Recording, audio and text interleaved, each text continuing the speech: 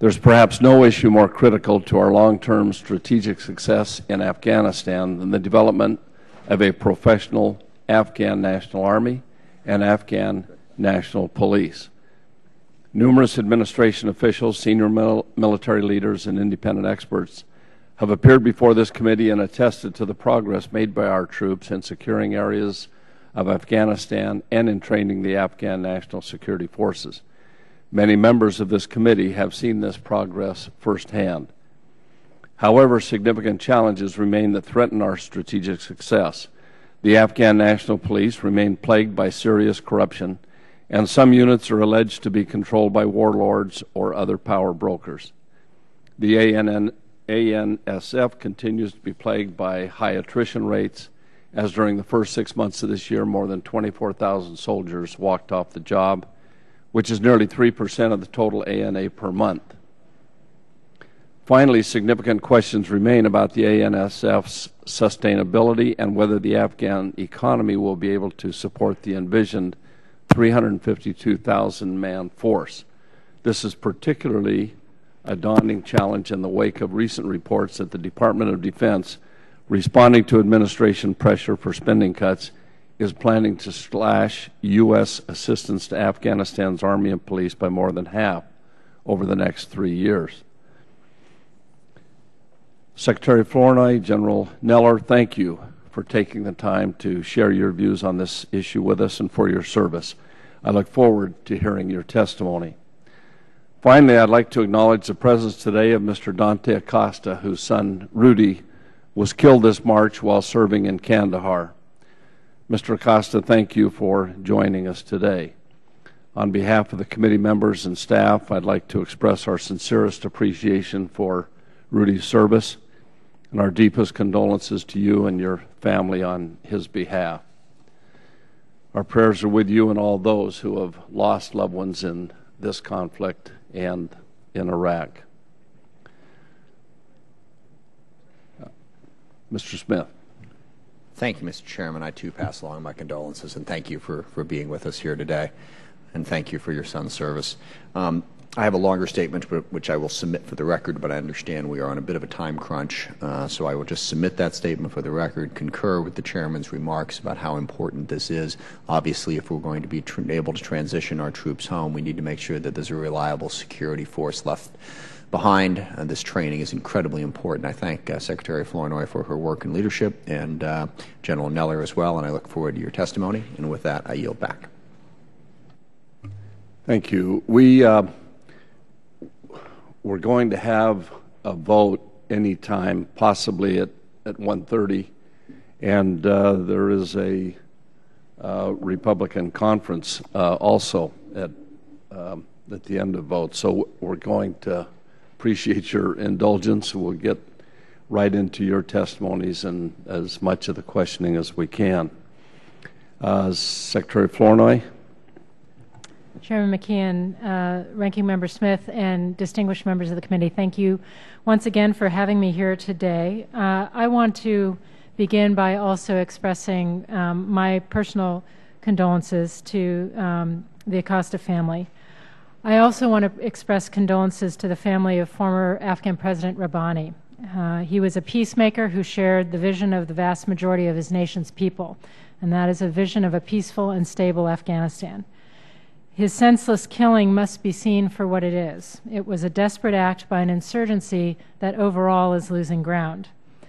As the insurgents' ability to control territory has diminished, they are turning to more asymmetric efforts, such as assassinations and high-profile attacks desired to capture public and media attention. Such incidents cannot obscure the larger truth, which is that the number of insurgent attacks in Afghanistan as a whole is trending downward. In fact, insurgent attacks in July and August declined sharply in most regions, including Kabul, compared to the same months in 2010, with the exception of a modest increase in the eastern region. A major reason for this progress is the development I came to speak with you about today, the improvement in the quantity and the quality of the Afghan National Security Forces, comprised of both the Army and the police. This improvement is due in large part to NATO's Training Mission Afghanistan, or NTMA, which we established in 2009. Under the command of General Bill Caldwell, NTMA has brought disparate efforts under one command and established iterative, professional, and standards-based training, none of which existed before. So the ANSF is on track to reach its October goal of 305,600 soldiers and police.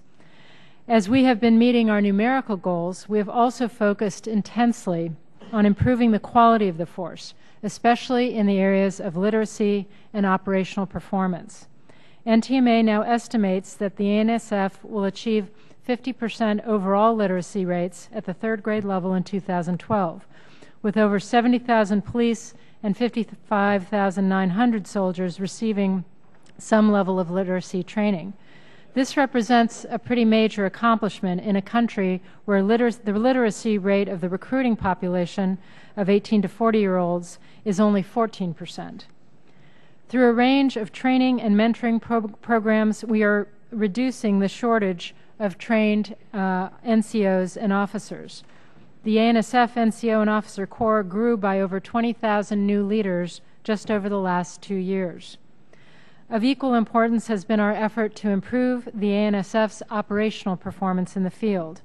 Partnering Afghan forces and U.S. and coalition forces on the battlefield has greatly accelerated the ANSF's development. In January of this year, there were 124 Afghan battalions and headquarters elements rated as effective with coalition advisors or effective with coalition assistance. As of August, there are now 147 units with these ratings out of 184 units assessed, and we expect that trend to continue, if not accelerate. These are not mere statistics. We have seen progress where it matters most, which is on the ground in the campaign. Despite the Taliban's claim that they intend to focus on transitioned provinces, the ANSF, who are now in the lead in those provinces, are demonstrating effectiveness in contested areas such as Lashkar Gah, where violence in August 2011 was 60% lower than in August 2010, and where the ANSF have been fully responsible for the successful defeat of Taliban efforts to reverse transition. Most recently, during the attack on the U.S. Embassy and NATO headquarters earlier this month in Kabul, the Afghan National Police took the lead in responding and carried out a complex operation that involved clearing placed munitions from each level of a multi-story building and killing all 11 attackers. Tragically, 5 police officers as well as 11 Afghan civilians were killed in this attack by Taliban insurgents. But here I want to note the continuing sacrifices of thousands of dedicated Afghan army and police officers and their families. Afghan security force casualties over the last year have included over 2,500 killed and 6,000 wounded. The ANSF are increasingly on the front lines and bearing the brunt of the hard fighting that continues. Their willingness to fight and die for their country is testimony to the determination we see in the new ANSF that we are helping to build. Challenges do, however, remain, and we are working with our Afghan partners to address them. One of them is attrition, which you mentioned. Monthly attrition in the Army has averaged about 2.3% since November of 2009. Over the past 12 months, ANA attrition has ranged as high as 3.2% and as low as 1.9%. Average monthly attrition in the Afghan National Police since November 2009 has been on target at 1.4%. For the past 12 months, it's ranged between 1.9% and 1.0%. Actual attrition is actually less than what these figures would reflect, as many ANSF personnel who have earlier been taken off the rolls actually do return to their units. In addition, working with the Afghans, we continue to implement a number of programs to reduce attrition, including providing soldier care training for leaders, extending leave policy, and implementing predictable rotation cycles for units. Another key focus is building the enablers that will ultimately make the ANSF truly capable of independent operations. We have established 12 specialty schools that are training Afghans in the areas ranging from engineering to intelligence to logistics to human resources. Finally, again, as you mentioned, there is the challenge of sustainability. Here we are doing our part to ensure that we're good stewards of taxpayer dollars and that we can put the ANSF on a financially sustainable footing. And here, rather than saying that I would disagree with the characterization that we had slashed our assistance, rather what we're doing is reducing costs and finding efficiencies through several efforts. These efforts include Afghan First initiatives, including purchasing locally produced furniture, boots, uniforms. NTMA has also found efficiencies within Afghan units by reevaluating equipment requirements based on lessons learned from the field. NTMA has also adjusted building standards to a more sustainable local norm. Some examples of these Afghan standards are fielding wash basins and clotheslines in place of modern washing machines and installing ceiling fans instead of air conditioners. These steps clearly reduce procurement costs, maintenance requirements, but they also reduce long-term demand for electricity and fuel. Due to these and other similar savings efforts, there will be a $1.6 billion reduction in the fiscal year 12 budget request for funding to develop the ANSF. But here again, I want to emphasize there is no reduction in our commitment and no reduction in the quality of the training of the program. These are cost-saving efficiencies that we believe are consistent with the sustainability that we all seek. We anticipate a decrease in estimated future year budget requests as well based on further efficiencies going ahead. The coming years will be critical for the ANSF, as they know that they will be in charge for providing security for the Afghan people in 2014. The ANSF has already begun assuming security lead for over 25% of the Afghan population with the transition of 7 provinces and municipalities this past summer.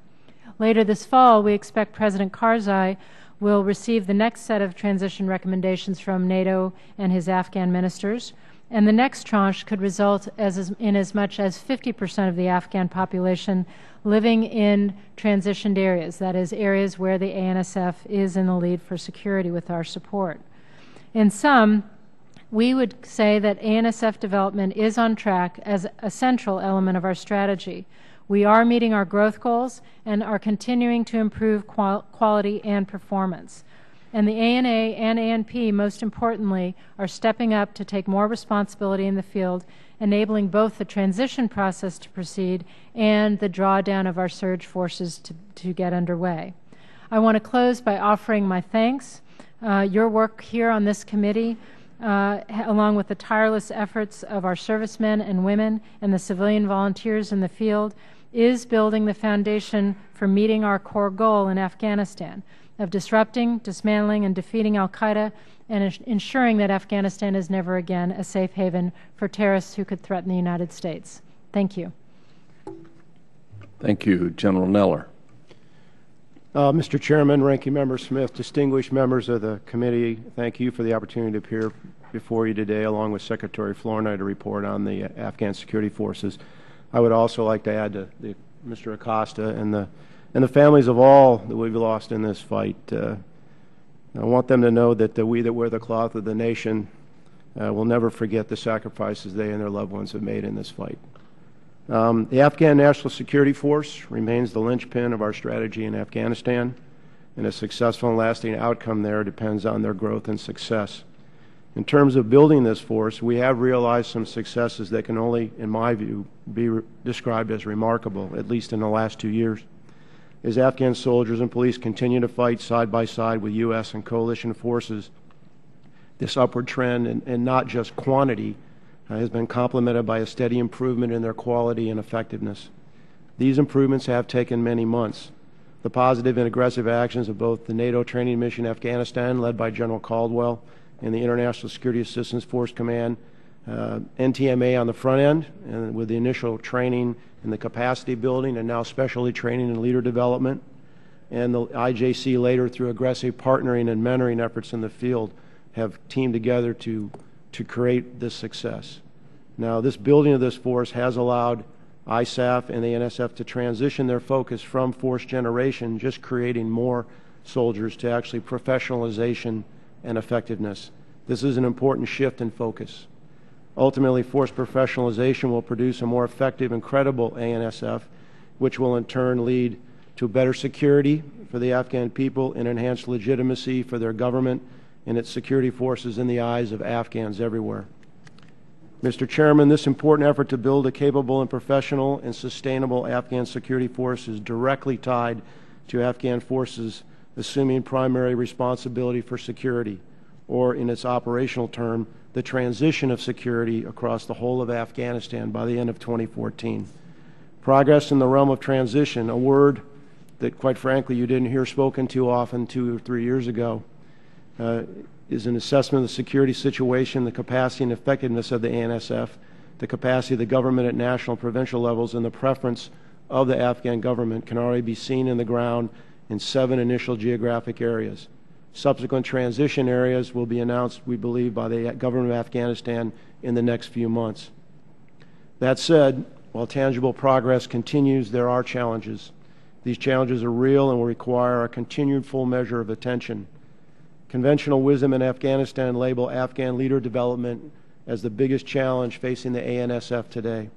Attrition, as you mentioned, the unanticipated loss of an officer, an NCO, or a soldier also remains a problem, as Afghan soldiers and police are dropped from the roles, depart to tend to family matters, may die in combat, fight for extended periods in high-risk areas, and react to pay and leave policies, or in some cases just poor leadership. Literacy is an essential enabler of the professionalization of the ANSF and also remains a challenge, considering only 28% of the Afghan population is literate and 86% of the new ANSF recruits are illiterate. That said, we have seen improvements in these areas thanks to the superlative and unwavering efforts of ISAF and NTMA in identifying and aggressively addressing these problems. Additional improvements remain ahead. In closing, I want to reiterate that an operationally capable and professional Afghan National Security Force is critical to the long-term stability and security of Afghanistan. The resources that you and the members of this committee have made available and continue to make available for this key component of the overall effort remain critical to achieving our ends. Thank you for the opportunity to provide this comments and be with you today, and I look forward to answering your questions. Thank you. Before I begin with my questions, I ask for unanimous consent to enter into the record my full statement along with Mr. Smith's and a statement that Mr. Acosta has into the record. No objections, so ordered. The safety of the troops is obviously of foremost concern to all members of this committee. Although we recognize that military campaigns such as the one our brave servicemen and women are currently fighting in Afghanistan are inherently dangerous, it's crucial that we do everything possible to eliminate avoidable risks so that they can return home safely to their loved ones. On March 19th of this year, one of my constituents, Specialist Rudy Acosta, 19 years old, was killed by small arms fire inflicted by an Afghan security contractor on his forward operating base in Kandahar. Tragically, Specialist Acosta's death was not an isolated incident. As in the first half of 2011, there were 9 such green-on-blue attacks by Afghan forces on U.S. troops, whereas from 2005 to 2010, there were 13 such attacks. General Neller, is this dramatic rise in attacks an indication that the Taliban is successfully implementing a strategy of infiltrating the ANSF? What procedures are currently in place to vet ANSF for either pre-existing affiliations with the Taliban or extremist groups? How do we monitor Afghan units or personnel for such affiliations or for more common emotional issues once they are designated for partnership in the U.S. forces? And given the importance of U.S. ANSF partnership to achieving our strategic objectives in Afghanistan, are you confident that we're doing everything we can to minimize the risk of such future green-on-blue attacks? Mr. Chairman, obviously this is an area of concern for all leadership, and again, our condolences not just to the Acostas, but to any member of armed forces who lost their life. But I think it clearly This is something that you would not anticipate happening when you're there to support our allies. That said, it is a problem, and it's got everyone's attention, and the idea of an inside threat, as it's called, is something that we have to deal with. It's a reality. What are the causes of these? There's any number of causes. I don't think it's necessarily 100% Taliban infiltrators. In fact, the evidence that we have is to the contrary, that it's a variety of things, as you mentioned, stress. Some are undetermined because in many cases the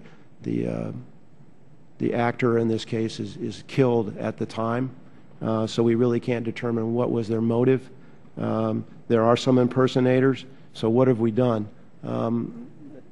There's an 8-step process that's been put in place some time ago, but I think it's become more and more embedded in the process of recruiting personnel to join both the Afghan Army and the Afghan police.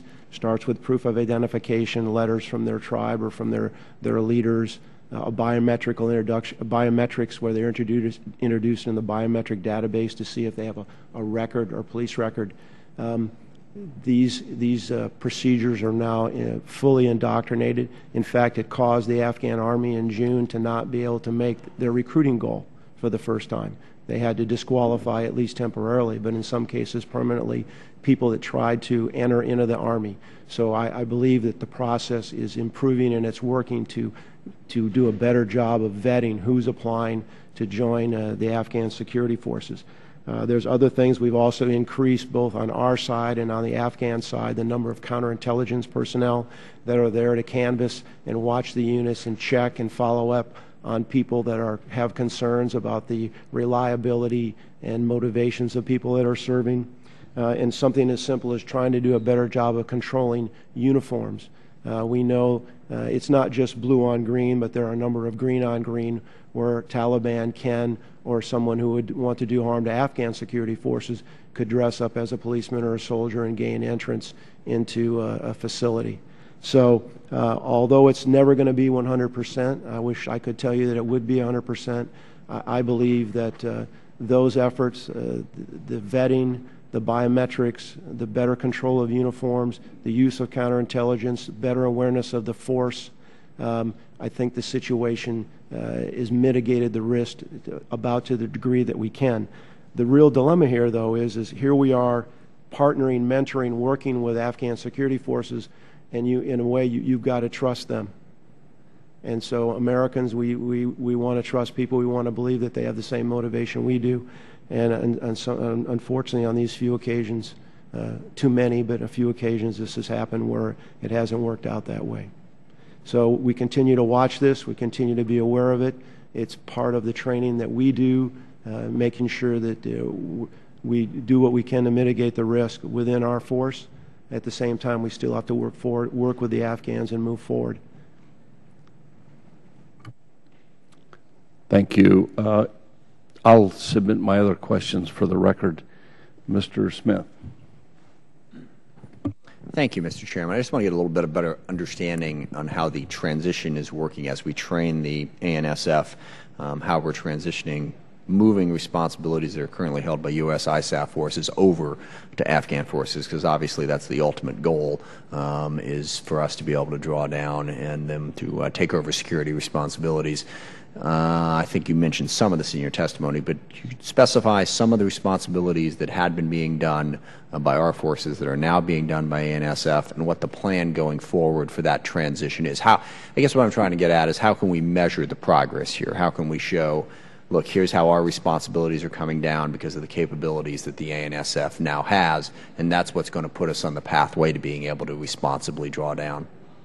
So if I will start out and let General Neller follow. I do think that one of the measures of success is, as we transition, the reduction in ISAF support for the Afghan unit in question will be a gradual process. So the more independent they become over time is one measure of success. Needing less and less support from us over time. A second one is the amount of violence in the area once it's transitioned, and that's why I tried to give a couple of examples of areas that were transitioned, that were still contested, that we knew the Taliban would target, that were tested once the ANSF was in the lead, and yet the ANSF was able to handle the attacks. In several of these cases, we offered assistance, and they said, no, we got it, and they actually performed quite well. And what is that will also be an indicator. What is our presence in those areas when we put them in the lead? It really varies from place to place. In some of these early transition areas, there is very little ISAF presence historically. In other cases, it's quite significant, so it really varies from place to place. And how do you see that progressing forward in the months and years ahead? Either, I guess, geographically would be one way of looking at it. What's sort of our plan where we think we can begin to transition over to ANSF responsibility? And then what are sort of the hard areas where, you're not sure, well, I don't want to say you're not sure we're going to get there, but the greatest challenge in terms of getting there, in terms of us being able to draw back and really turn over substantial responsibility? There are a number of conditions-based metrics that are being used to evaluate the security conditions, the governance conditions, the overall readiness of an area to transition. And that will suggest a number of areas that are sort of ready. In addition, I think there may be some of the harder areas that we want to transition earlier, or at least get started on while we have more forces in place and so forth. So it's going to be a mixture. It's very much integrated with COM-ISAF's campaign plan. I don't know if you want to add anything on that in that regard. Yes, sir. There's a couple processes that facilitate this. One is that every unit that's partnered, every coalition unit that's partnered with an Afghan unit does an evaluation. It's called a QUAD, Commander's Unit Assessment Tool, and they kind of lay out how long they think it will be before they rate them. And Secretary Flournoy mentioned, can they work with partners? Can they work with partners? Some partner assistance? Can they do it independently? Although I think mostly independently is pretty difficult because we have close air support and a lot of the indirect fire support, ISR, medevac capabilities that quite frankly they don't have. But they get to a certain point, and so the coalition would say, yeah, I think they're ready and we're prepared to do this. At the same time, at the governmental level, at the ISAF and the Afghan government level, there's a board called the Joint Afghan-NATO Intikal, which means Transition Board, and that's the board that's going to meet now or here in the next few weeks that'll make recommendations on what areas, either provinces or districts, will be nominated for the next group of transition. Some of them, again, as the Secretary said, the last group, Lashkar Gah was one. If you remember, Lashkar Gah, not a year ago, was a semi-contested area. There was an attack there right after the transition, and the Afghans handled the security. Now, this doesn't mean that we might not still have some advisors or people down there as liaisons to provide coalition effects, that we don't have an adjacent unit in some distance away that's prepared to QRF if they ask for it, and in most cases they have not. They have not asked for it. They might ask for air support or a medevac or things like that. So it's a coherent process where we look at the unit, we make a recommendation, we collectively with the Afghanis look at the areas that we think are ready security-wise. But it's not just the low-hanging areas. I think General Allen's idea is because of he wants to get out in front on some areas and be more contested. Now, you ask which areas would be last. I think right now, just based on the level of violence, probably areas in RC East would be the last ones, unless we wanted to transition them now in order to try to get ahead of the game. Right. Thank you very much. Thank you, Mr. Chairman. I yield back. Thank you. Gentleman from Maryland. Thank you. Many of the more junior members of our committee are very faithful in their attendance here. Frequently, time runs out. They don't have a chance to answer their question. Mr. West is one of the most faithful of these, and since he was the most junior member here at Gavel Fall, I'd like to yield him my time. Thank you, sir, and thank you, Mr. Chairman, Ranking Member, and thank you, Madam Secretary. And General Neller, it's good to see you again in different circumstances, obviously. From June 2005 to November 2007, I had the opportunity to train the Afghan 205th Corps down in Kandahar. We were able to stand up the 2nd and 3rd Brigades in the 2.5 years I was there. I'm looking at the rating definition levels, the one here from February 2001. My question I was asked from February 2001 to now, Do we have any, update as far as the progress of, let's say, maybe the 201st Corps, who was a little bit, established a little bit sooner, or the 203rd Corps, as far as their abilities to be able to do operations, maybe not so much independently, but a little bit better with advisors? And also, I'd like to ask a question about the status of the Commando Kandax, which was something that we stood up. Congressman West, I've got that data somewhere in this book, and as we've got the ratings of all those, I would respectfully ask if I could take that for the record and get back to you on where those units stand. Okay. I actually have some personal experience with the 201st Corps, and I believe there's a chart in here that I can make available to you that'll show that they're not at the highest level, but they're the next one below that. Okay. As far as the commandos, I think the Commando Kandax, particularly those that are associated with our Special Operations Forces, are probably, my assessment is, again, I can show you the data, but that they're ahead of the regular ANA just because of the kind of the student to instructor ratio that they get, and that the great number of the actions that are going on with the Special Operations Forces to address specific targets are all involving 100% partnered. So there are Afghans involved. So I think that's a success story, just like it was and it continues to be in Iraq. Okay.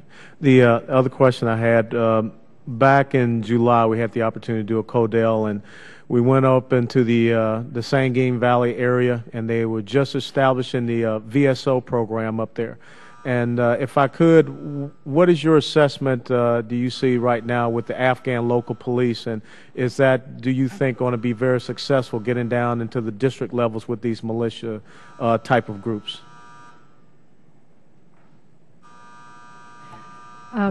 Having just visited 2 of those sites myself, I'll give you some impressions. We now have about 7,800 Afghan local police in 46 districts. The sites are often in very rural or remote areas where there's very little Afghan police or army, and certainly often very little ISAF presence. What we've learned over time is the importance of oversight for these units. They are now nominated by the local Shura Council. They're vetted by our SOF members. They are biometrically enrolled. They are trained and monitored and mentored by SOF units who are paired with them. And there's now a connection to the Afghan Ministry of Interior, so they report to the district police. In most of these areas, the official ALP programs that are closely monitored have been extremely successful in denying territory and routes and freedom of movement to the Taliban. Mm-hmm. We believe they are covering about 25% of the population right now, and they are slated to go further. So a very important part of the strategy going forward. Do you think we'll be able to sustain it? I do. I think that there have been some allegations coming out in some reports. We take those very seriously. We are investigating those, but most of them pertain to ALP-like programs that aren't actually the programs that are very closely monitored by our Special Operations Forces. And last question, I have 30 seconds.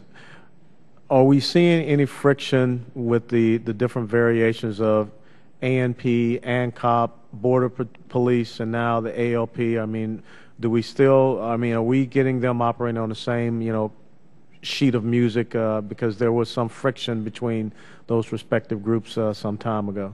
Again, what I've seen is that all of these are now, I think, under the Ministry of Interior. I would say they're at different stages of development, but I think there's more integration in terms of how they work together than has been the case in the past, and some very useful kind of role differentiation among them.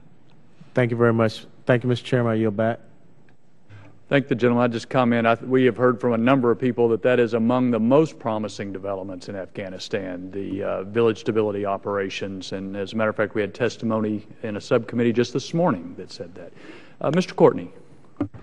Thank you, Mr. Chairman, and thank the witnesses for their testimony. Undersecretary Flournoy, on the other side of the Capitol today, Admiral Mullen was testifying this morning about the attack in Kabul, which you referred to as well, and he was pretty blunt about the fact that he attributed it to exported violence from Pakistan, said that the Haqqani network, which he described as a virtual arm of the ISI, was responsible for it. I mean, that wasn't sort of in your testimony in terms of that issue, and I was wondering if you would have any comment on his testimony today.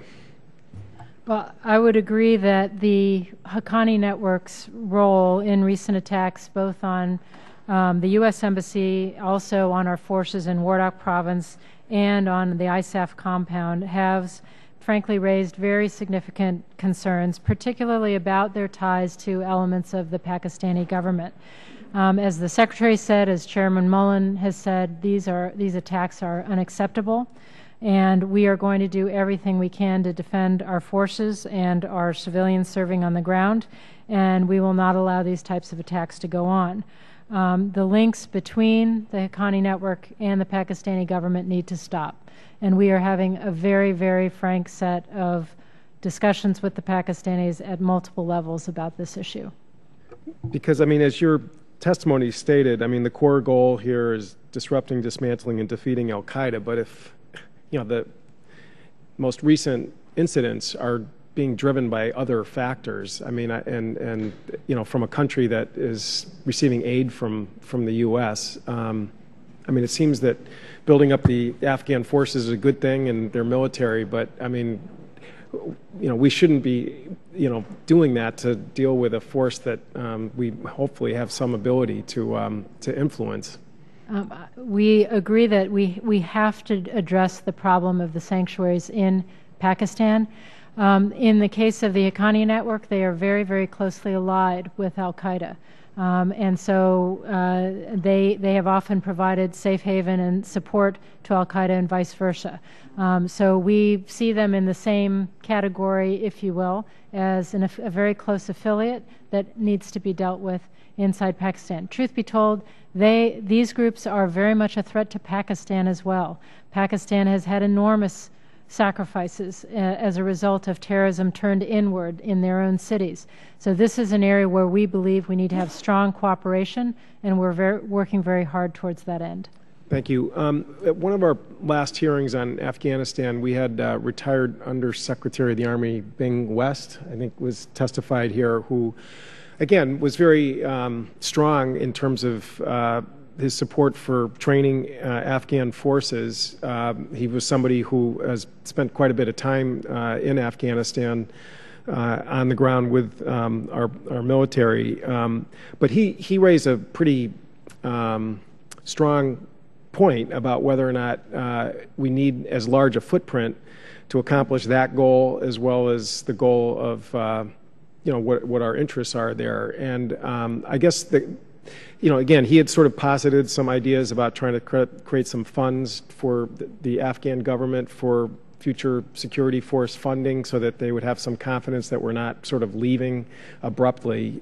But again, he was very adamant that we don't need the troop levels, even after the president's announced drawdown, to accomplish those goals. And I guess I would ask you that question, is whether or not the progress that we've made, the horizon ahead of us, whether or not we need to have the size of footprint that exists today and into next year.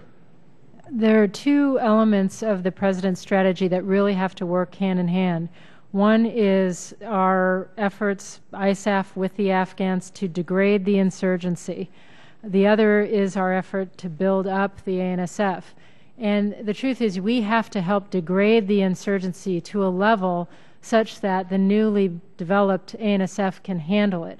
And so it's striking that balance that is so critical in continuing with the campaign and the transition and the beginning of the drawdown of our surge forces. And so we have to keep those things in balance. I think it's the president's decision about the scope and scale of the drawdown was very much based on keeping those elements in balance, so that we certainly transition to the Afghans as soon as they're ready and able to be successful, but that we don't run ahead of or outstrip their capability, and therefore create space for the insurgency to be revived.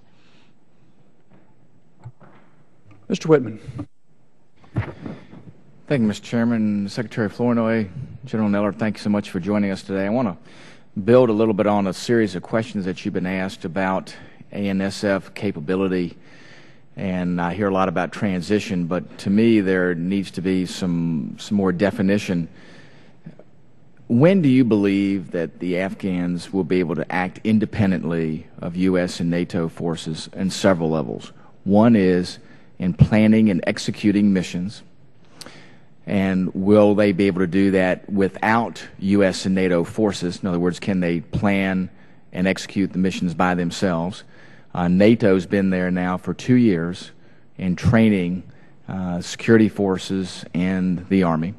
We want to look at how much longer is that effort going to be needed to make sure that ANSF has the capability to function independently. We talk about transitioning as they are capable.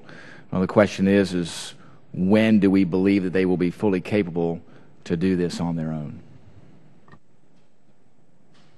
I asked General Neller to weigh in on this as well, but I think that many of the units that are improving their capability, going from effective with coalition assistance to effective with advice to independent, when they get to that independent level, that means they are capable of planning and executing missions by themselves, with one caveat, and this is where the continued support of enablers. We have begun this effort to develop Afghan enablers. That will take some time. So for a while, they will continue to be dependent on our enabling capabilities.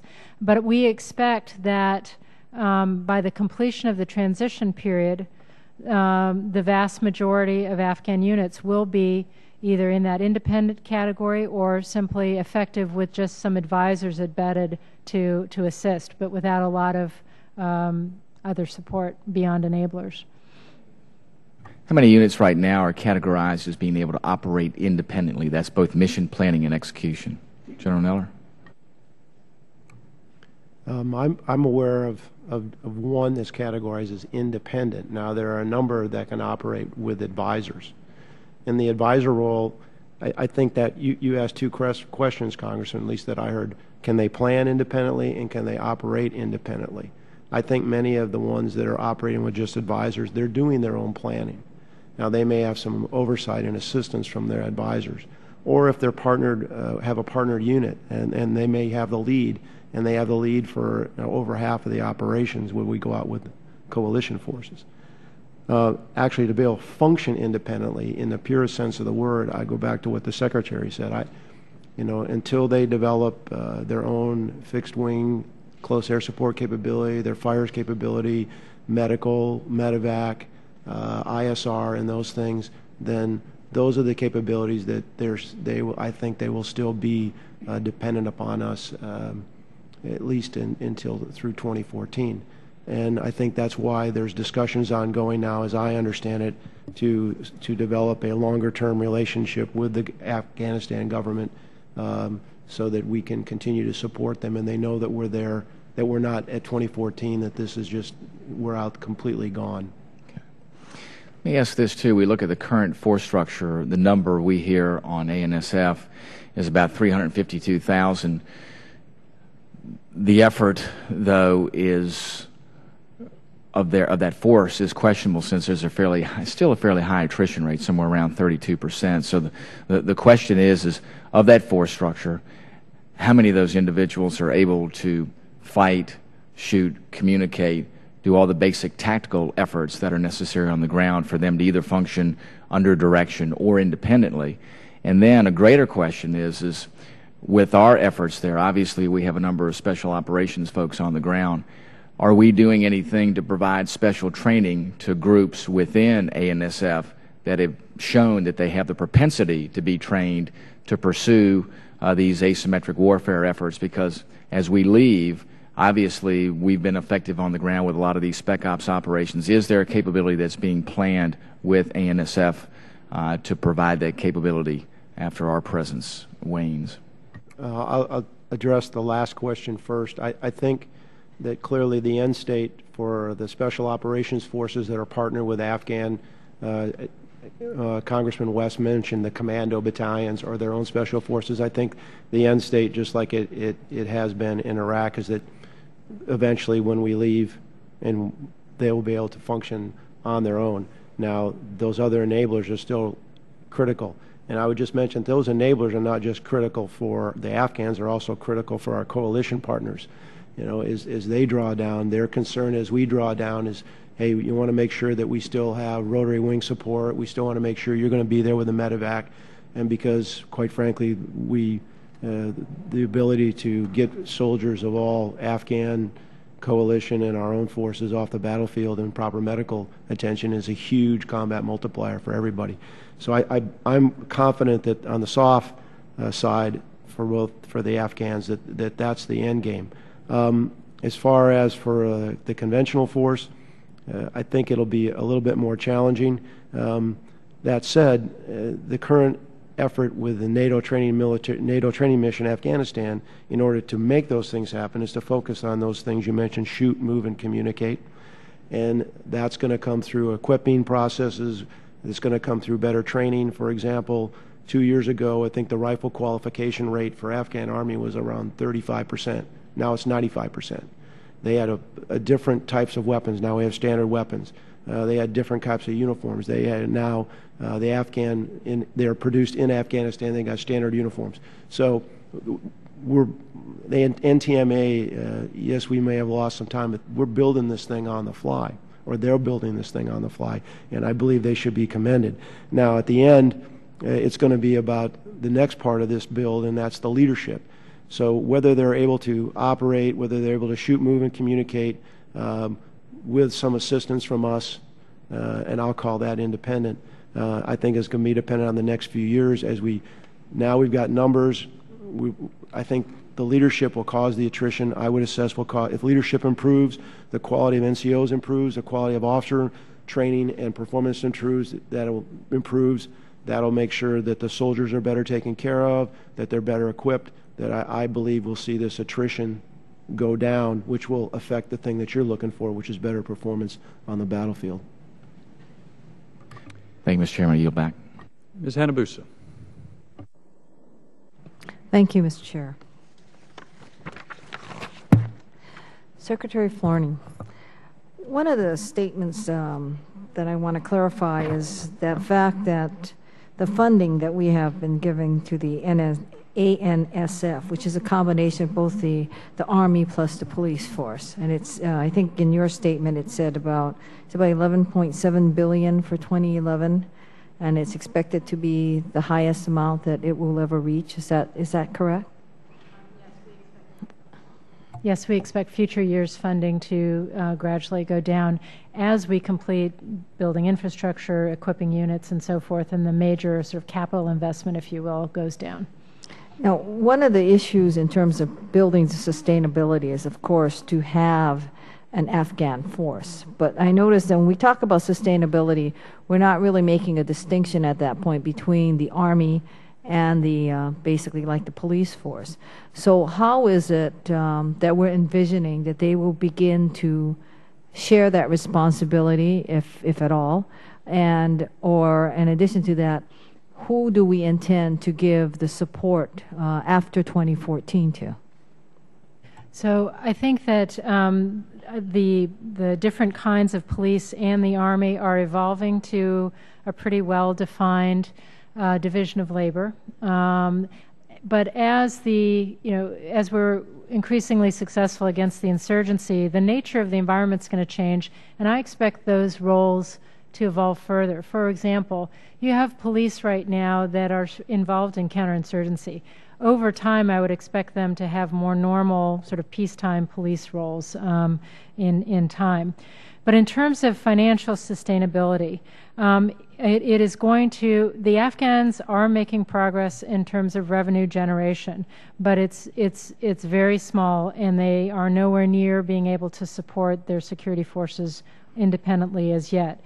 Over time, the ability of the government to generate resources will grow. Over time, the cost of these forces will come down. And we have challenged our allies in ISAF to ensure that they make a long-term pledge to help support the continued development and sustainment of the ANSF. So the U.S. will not be alone in footing this bill. The bill will go down. We hope that our allies will step up more as they transition some of their force commitments out, and we also expect the Afghan government will be able to pay for more and more. That said, we do envision a sustained security assistance contribution from the U.S. beyond 2014, but at a much lower level. I guess I read somewhere that like 90% or 90-some-odd% of the Afghan economy is really related to the allied forces and, in other words, the sustainability of Afghanistan.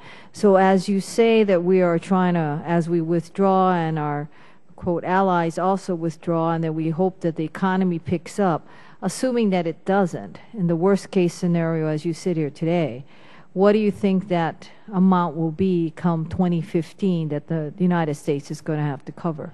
We do not have a definitive number. We are still scrubbing that to bring it down, but we are working that, and I believe it will be much lower than the kind. But how much lower? What's the range? You know, again, we don't. I don't have anything that we can rely on. I think we are. You know, we are aiming to get it to a much more sustainable rate that's commensurate with some of our other major security assistance programs elsewhere around the globe. But I would just say that, you know, right now the Afghan economy is somewhat dependent on international aid and so forth, and that will continue for some time. But what we do see is growth in the agricultural sector, which is about 80% of the economy. Long term, they also have a vast mineral and energy wealth. That as they extract that, as they develop industries to do that, that will be a very important source of income, as will customs, taxation, and other revenue-generating mechanisms. Mr. Chairman, my time's expired, but I would like to ask that once the Secretary has scrubbed down her numbers as low as she can get them, if she would forward it to me. Thank you. I think we'd all be interested in that. Thank you. Ms. Davis. Thank you, Mr. Chairman. Thank you all for being here. I wanted to follow up really on the sustainability question, if I may, and I think that in addition to having the forces available and having the mid-level officers and all that is important in terms of going forward, the whole piece of logistics is also an important one.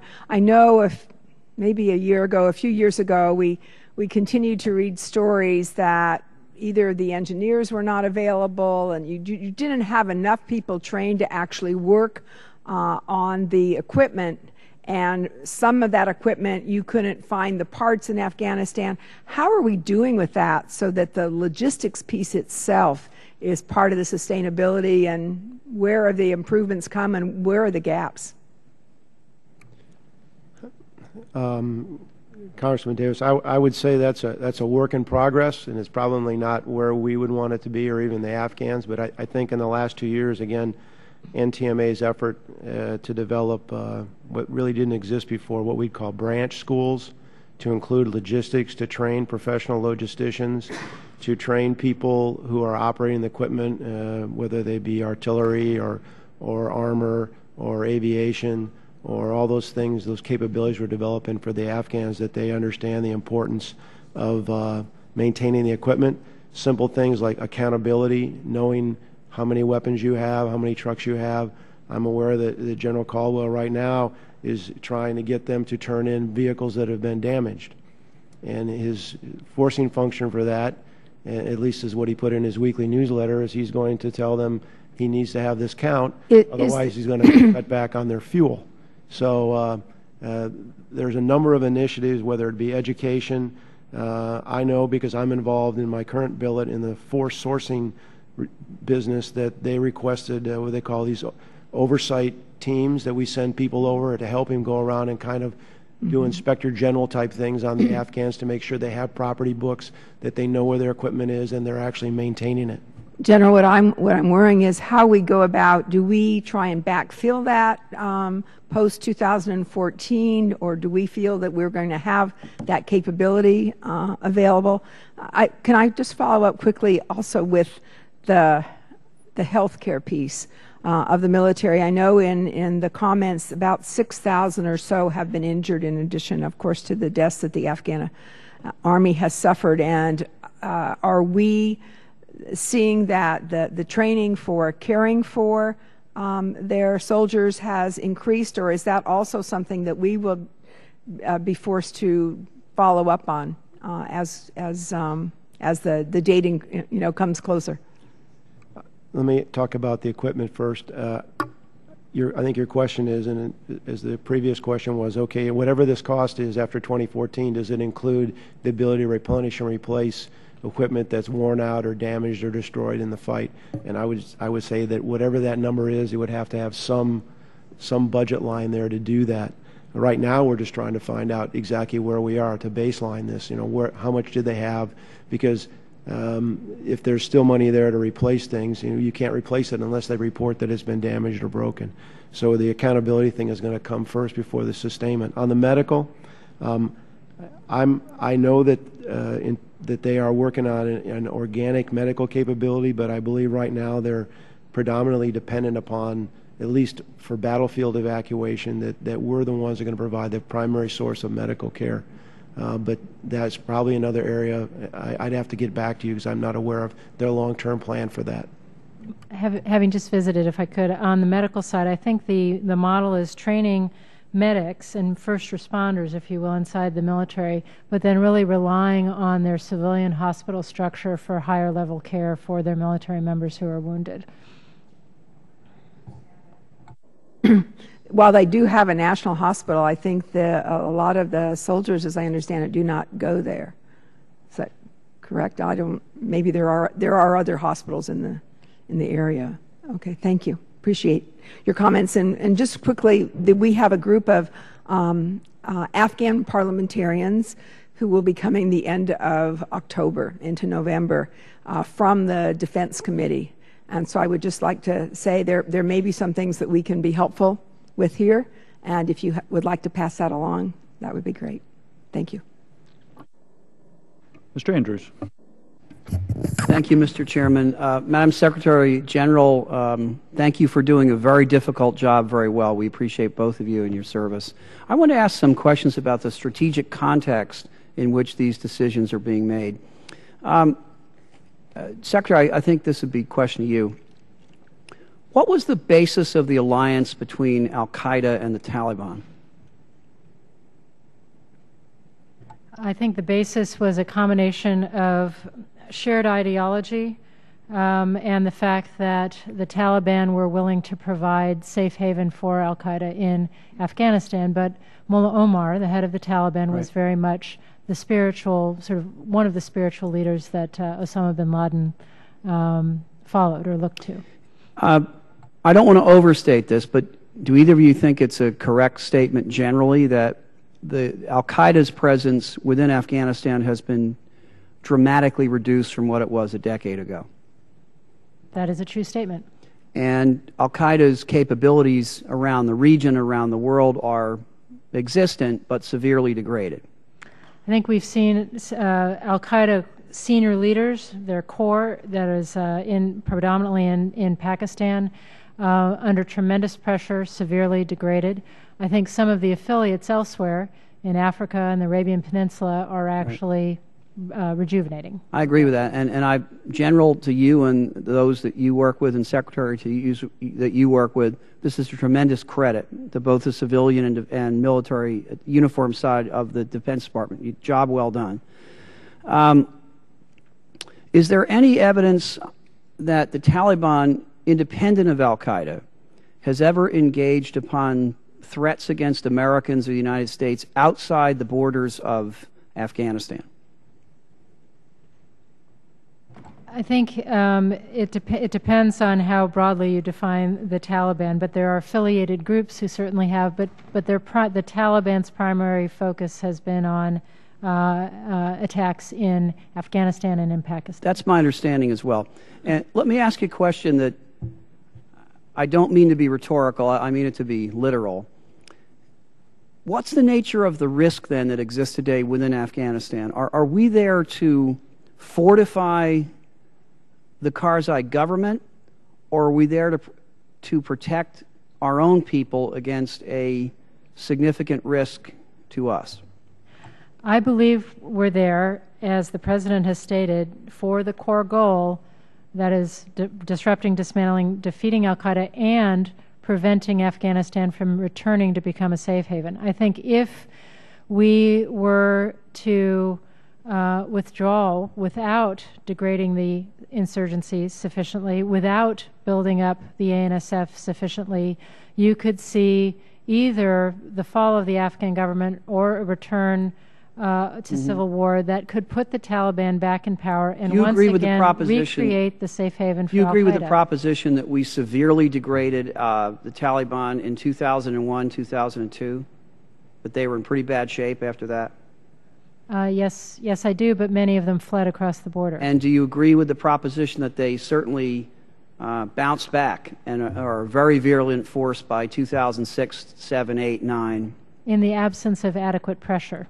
Yeah. Now, to what extent do you think that was the absence of adequate pressure, and to what extent do you think that was a civil, legal, economic, social vacuum that was created within Afghanistan that they filled? I think it's a combination of the two, which is why we are trying to both apply pressure and create a different set of governance and other conditions on the ground that will be very inhospitable to them over time. I think you're a very able advocate of that position. I will tell you that the burden of proof you have to meet is this one that the American people have, and I frankly increasingly have. In the last decade in Afghanistan, we spent a couple thousand American lives, 10 years, and hundreds of billions of dollars to give the Afghans a chance to build a stable society. They've not done so to any significant degree of success. And I think that our collective patience to continue that effort is wearing pretty thin. What would you say to that? I would say that I understand the weariness and the impatience, and I think everyone who's involved in this mission shares that impatience. The President has been very clear that this is not an open-ended commitment. Unfortunately, between the years 2003 and 2008, we did not adequately resource this mission. This was an economy of force effort. We lost ground and we lost time. My time we is are expired. now making tremendous progress that we believe can reach our core goal. My time has expired. I would simply say in closing, though, that I hope we don't repeat the mistake of that period and not apply pressure in Africa and other venues where al-Qaeda may be strengthening itself because we're stuck in Afghanistan. I think our broader global counterterrorism efforts are very much focused on those affiliates and going after exactly that. I think it should be our principal focus. Thank you very much. I'd yield to myself, and that is part of the reason, isn't it, Madam Secretary, that when we talk about significant budget cuts, understanding the impact of this global effort, which we must maintain, is one of the things all of us must keep our eye on. We had a hearing earlier today with Admiral McRaven talking about the Special Operations Command part of that across the world. So I think the point the gentleman makes that we can't take our eye off any of these points is exactly right because of the concern. Let me just try to understand something a little bit better. In your statement, you talk about efficiencies and cost savings efforts that allow there to be a $1.6 billion reduction in the fiscal year 2012 budget request to develop the ANSF. That seems like a big decrease. That's like a 10% efficiencies because we're doing fans, not air conditioners. Can you help me understand this a little bit better? And up front, my concern is we could be penny wise and pound foolish about doing this job right. Right. Let me start by saying there is no lessening of the commitment to the ANSF as a critical part of the strategy. There is no sort of taking our foot off the gas in this respect. What's happened is General Caldwell has done a masterful job of really focusing on stewardship of these resources. And so he has renegotiated dozens, if not hundreds, of contracts to get them to reduce the margins, to reduce overhead, to get more value for our investment.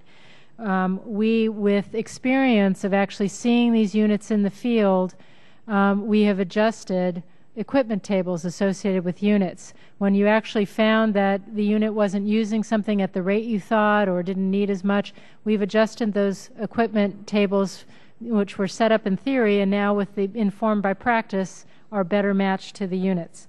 We have gone for this Afghan First initiative, which is everything that can be produced of quality in Afghanistan should be produced in Afghanistan. So clothing, boots, basic equipment, those kinds of things. Now in Afghanistan, much, much more cost effective to do it that way and, oh, by the way, helpful to their economy and more sustainable. And then on the construction piece, this is sort of, so much of the construction is done. This is really affecting the last third or so of the facilities construction. But what we discovered is that using traditional Afghan building methods, it can be 120 degrees outside. You walk into the building, it's adobe, it's 80 degrees inside with a ceiling fan. And, next door you have an air-conditioned facility that's struggling with lots of fuel and air conditioning, trying to get it to 80 degrees. So if we can build something that gets the same result but is less costly and more sustainable in an Afghan context, that's the way to go. So these are the kinds of things that he's been doing to bring the cost down, but there is no reduction in the sort of the quantity and quality of the output in terms of the actual capability we're going to get for that money. So there's no reduction in commitment. Well, you will get cheers from everybody for doing as good a job or better job for less money, using local methods and so forth as you describe. I think what we just want to keep asking about is, are we increasing the risk to our troops, and are we making it more difficult to accomplish the mission? So I appreciate your understanding as we continue to ask those questions. Let me go back for just a second to the Afghan local police and village stability operations that Mr. West brought up. As I understand it, some folks have expressed interest in growing the Afghan local police program to as many as 30,000 participants. You said we're at 7,000 to 8,000 now. Do you have a goal for where to go with that and a path on how to get there? Understanding the limitations of our special operations forces that we were just talking about and so forth. I think that I don't think there's any ceiling on how far this can go based on its success, but I think the rate of growth has to be paced by whether the conditions are right with the support of the local shura, and whether you have the resources necessary for the oversight. The oversight and the partnering is key, and General Neller can speak to this, but one of the things we've done is we've actually put conventional forces under the Special Operations Forces to fill out their ranks and enable them to cover more territory, but I will let him speak to that. As I understand it, Congressman, I think there's 77 sites that have been approved, and we've manned 46. And that comes up to about the 7,600 people. Initially it was just a special forces team that would split and go to the village, and we realized we just didn't have the capacity to get as much coverage. And so then General Petraeus requested a couple conventional units, and what they did basically is you just kind of broke up the special operators and gave them a group of soldiers in this case to give them security and ability to move around, and then so you basically doubled and tripled your capacity, and so that's gotten you to this point. So whether or not these other ones are dependent upon, I couldn't tell you. I can find out if we're not doing the rest of them that have been approved because we don't have capacity. I do know that SOCOM the other day reported for the first time they had actually transitioned the oversight of one of these operations to Afghans. So part of the transition process is put Afghan police in with the ALP, so now we have police working with police. So, I mean, everything is really being transitioned, not just the security operation of the police and the Army. We're transitioning the education and all the stuff that currently coalition trainers are doing is being transitioned to Afghans. We're evaluating all the ministries, and there's people in there that are advising them. So, I mean, this is a whole of government effort here, and it's going to take some time, but I think it's paying off.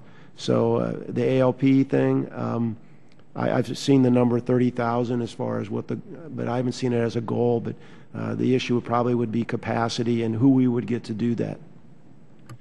Well, I agree with you. It is encouraging to see, in effect, one of these sites graduate to where they can completely stand on their own two legs. I would be interested if there is a projection for growth, what that would be. Understanding, again, the deal is to do it right, not just to do a lot of it, and we are limited on our side. But if y'all have something like that, I would be interested to just kind of see that projection, because, again, I hear over and over it's one of the most promising developments going on, and so, therefore, it's a particular interest to us.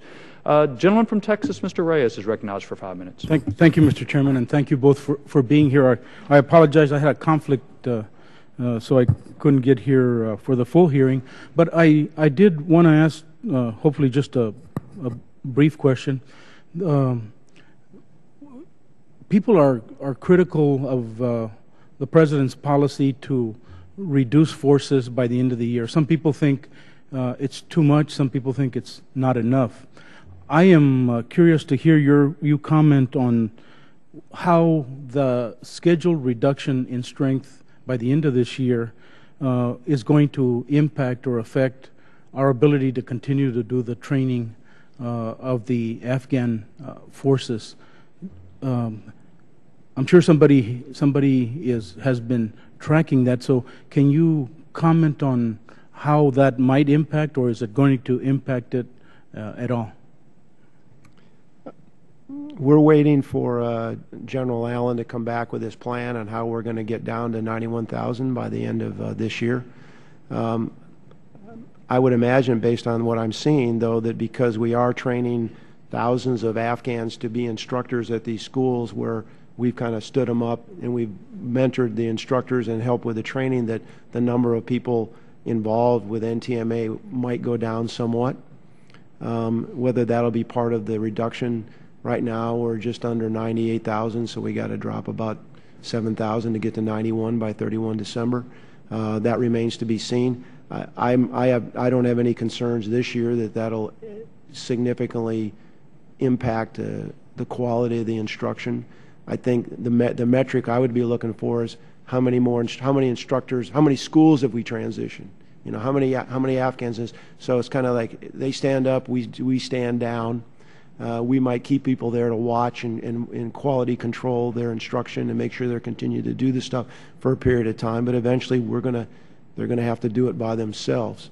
As far as the number, in general, I don't have any concerns that will negatively affect either the training or our operations through the end of this year. So just to give you one example, last weekend I was in Kabul. I went to the police training academy. All of the trainers and those who run the school are Afghans. Standing in the background are a mixture of ISAF forces, Italian Carabinieri, Canadians, etc., sort of monitoring, helping to mentor some of the trainers, but it's already happening. This is the #1 training academy for the police in the capital city. It's already Afghan-run, Afghan trainers, so that we're well down the line in many of the training areas. Very good. Thank you, Mr. Chairman. Thank you both.